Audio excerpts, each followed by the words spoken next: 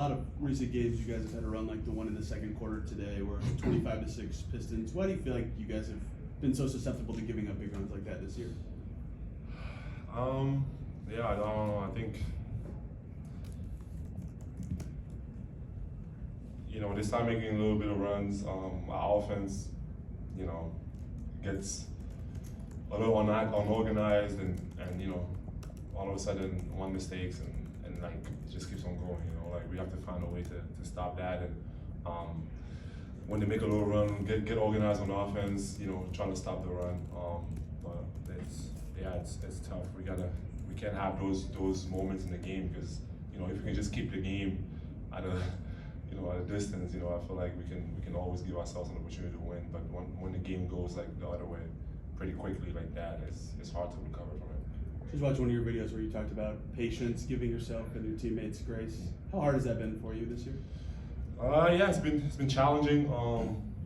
I think naturally I've always been, most of the time, a part of like winning and so it's hard. It's hard when you're losing. I want to be the best version of myself. I want to be better. Like I promise you, that's the first thing I do every time the game is over. It's like, what can I do better? How can I be better for the team?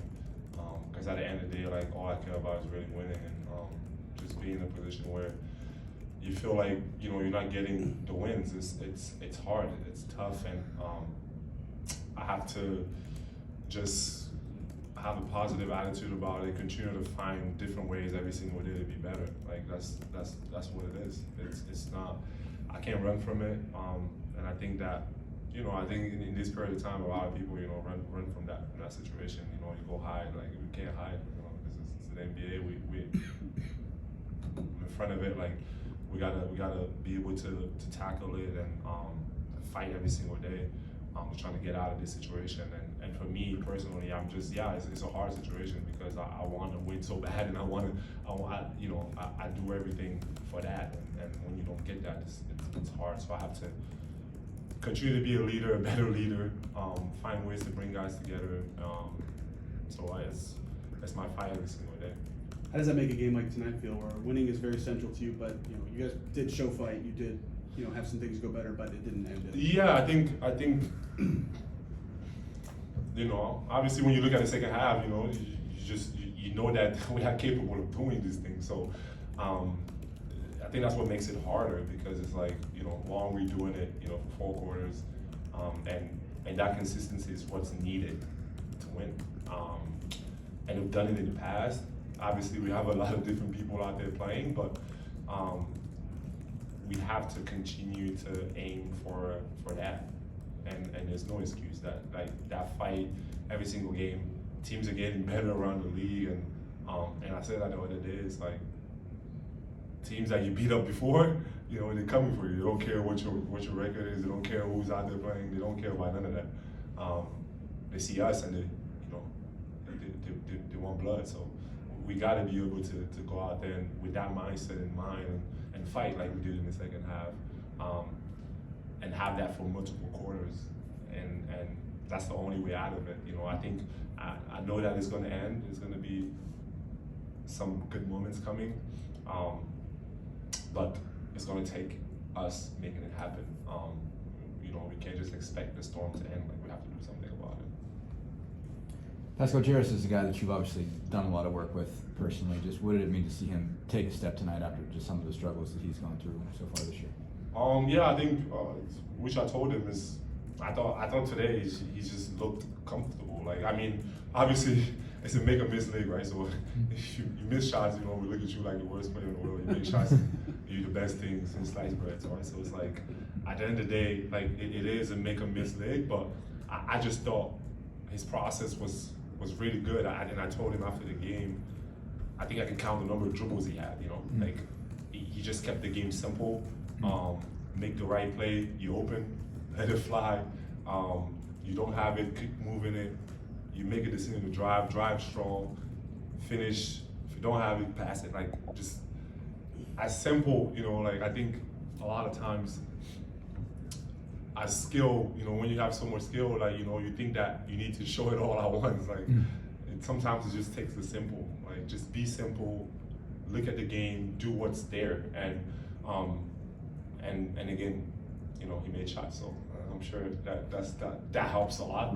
But I think the process of it is more important, because there's going to be games where you're not going to make shots. But if your process is the same and you have that energy on offense and defense, like, you can go back home and be okay with your effort out there on the court. So I thought his process was really good, his energy, and that's the way he has to play. I wanted to dive into what you said about driving. It seemed like he got to the rim rather than taking a floater or something like that more than he has. And I know you talked to him at the beginning of the year about just having a purpose with every dribble you take. I mean, just what did you see from him tonight as far as driving the basketball? Like I said, I thought it looked simple. It looked like you make the play that's there, and when you decide to drive it, make a strong drive, and no wasted dribbles. It's something that I keep preaching to him, and I think obviously he's going through a lot, and people, I'm sure, I expected a lot of things from him, but I just feel like, I always feel like when you have the right mindset about the game, and you do it the right way, it always comes around, and I just feel like for him, that's what he has to do. Be free, play ball, like you've been doing it your whole life, so this ain't nothing. Do you think coming off the bench has helped him find a comfort level?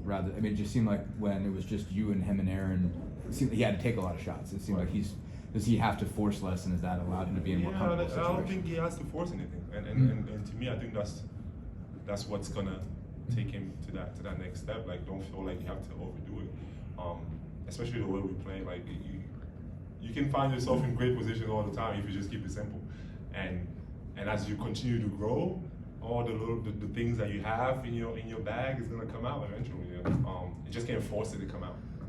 What do you think? What's it meant to have TJ get back and get back to health? I guess he seems to be closer to himself. What does that do for everybody else? TJ is a workhorse. Like, he wants to be his best self, but he forgets that you're older, and you had an hamstring injury. So it's like you want to go out there and just be TJ right away, but it takes time. So and I always try to tell them to just be patient with yourself, like, give yourself grace, because we know what you can do, but you can't rush the process, and you're gonna get back, and I'm glad to see him blow by people, do what TJ does, but he's just getting healthy, right? So that's just what it is, and sometimes you can get caught up in makes and misses and wanting to be yourself right away, but just you forget about the things that happened before. Thank you, Pete. Appreciate it. Thanks, Pascal.